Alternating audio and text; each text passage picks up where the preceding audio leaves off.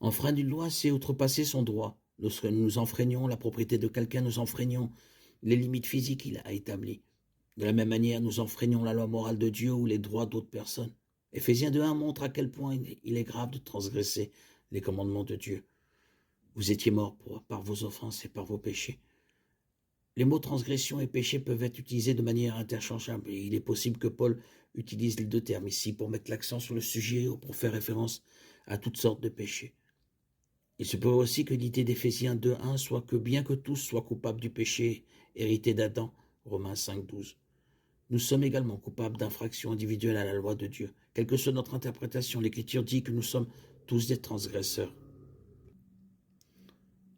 Le mot grec, le plus souvent traduit par transgression dans le Nouveau Testament, signifie littéralement un faux pas. Cela implique une chute après avoir été proche. C'est un trébuchement, une déviation de la route, un trébuchement loin de la vérité ou une chute d'une certaine sorte. Les offenses peuvent être intentionnelles ou non. Le sacrifice de culpabilité dans l'Ancien Testament a été offert par ceux qui se rendaient compte qu'ils avaient commis par inadvertance un péché contre les objets sanctifiés du tabernacle. Lévitique 5. Il était appelé le Corban Hacham. Nous trébuchons tous de bien des manières. Jacques 3:2.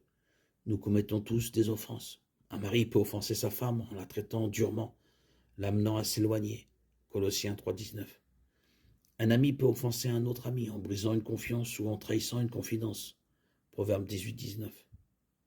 Les offenses ont une façon de nous prendre comme dans un piège. Galates 1.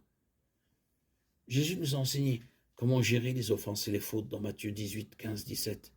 Il a aussi enseigné que nous devons pardonner à ceux qui nous offensent afin que notre Père nous pardonne lui aussi. Matthieu 6, 12.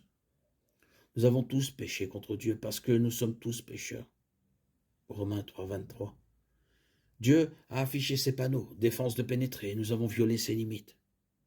Mais Dieu est prêt à pardonner nos offenses lorsque nous les lui confessons et plaçons notre foi en Christ. 1 Jean 1,9, Acte 3, 19. Jésus a pris nos offenses sur lui sur la croix. 2 Corinthiens 5, 21. Sa mort et sa résurrection ont supprimé la barrière que nos offenses et nos péchés ont créée entre nous et Dieu. Colossiens 2, 14.